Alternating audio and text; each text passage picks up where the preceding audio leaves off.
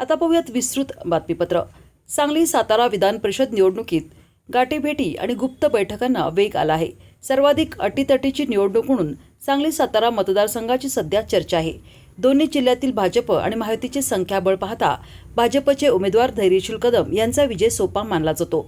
मात्र जिल्हा परिषद निवडणुकीत दुखावलेले मित्र विधान परिषद निवडणुकीत भाजपचा गेम करण्याची शक्यता नाकारता येत नाही। तसेच विजयाचे गणित हे सांगलीच्या हाती असून तिथून आघाडी घेणारा उमेदवार बाजी मारण्याची शक्यता आहे। भारतीय जनता पक्षाने सांगली सातारा विधान परिषद निवडणुकीत भाजपचे सातारचे माजी जिल्हाध्यक्ष धैर्यशील कदम यांना रिंगणात उतरवले आहे। त्यांच्या विरोधात शरद पवार यांच्या राष्ट्रवादी काँग्रेसकडून उद्योजक अभयसिंग जगताप यांना तिकीट देऊन पक्षानं मोठा जुगार खेळल्याचे मानले जात आहे। जगताप यांच्यासारखा सर्वार्थाने बलाढ्य उमेदवार देऊन लढतीत रंगत आणली आहे। या मतदारसंघात भाजपकडे 314 मतदार असून त्या खालोखाल राष्ट्रवादी काँग्रेस 205, राष्ट्रवादी काँग्रेस शरदचंद्र पवार पक्षाचे 119, शिवसेना 111, काँग्रेस 73, शिवसेना उद्धव बाळासाहेब ठाकरे पक्ष 1 असे राजकीय पक्षांचे संख्याबळ आहे। याशिवाय सातारा जिल्ह्यात आघाड्या आणि अपक्षांची संख्याही मोठी आहे। धैर्यशील कदम यांच्या विजयासाठी पालकमंत्री शंभूराज देसाई यांनी पहिल्या दिवसापासून पुढाकार घेत रणनीती आखली आहे। त्यांच्यासोबत भाजपचे ग्रामविकास मंत्री जयकुमार गोरे, बांधकाम मंत्री शिवेंद्रसिंहराजे भोसले, राष्ट्रवादीचे मंत्री मकरंद पाटील, खासदार उदयनराजे भोसले आणि महायुतीचे आमदार प्रयत्न करत आहेत। मात्र खरी मेघ साताऱ्यामध्येच आहे। जिल्हा परिषदेच्या निवडणुकीत राष्ट्रवादी काँग्रेस आणि शिवसेनेला बाजूला ठेवण्यासाठी भाजपने ज्या खेळ्या केल्या त्याची जखम अजून ताजी आहे। ते घाव अजूनही भरून आलेले नाहीत। खुद्द पालकमंत्री शंभूराज देसाई यांना झालेली धक्काबुक्की हे दोन्ही पक्ष अजूनही विसरलेले नाहीत। त्यामुळे दुखावलेल्या मित्राची भूमिका अत्यंत महत्त्वपूर्ण ठरणार आहे। सध्या तरी शांतता असली तरी वादळापूर्वीची ठरू नये याची काळजी भाजपला घ्यावी लागणार आहे। महायुती म्हणून पालकमंत्री शंभूराज देसाई यांनी धैर्यशील कदमांच्या विजयासाठी पहिल्या दिवसापासून पुढाकार घेतला आहे।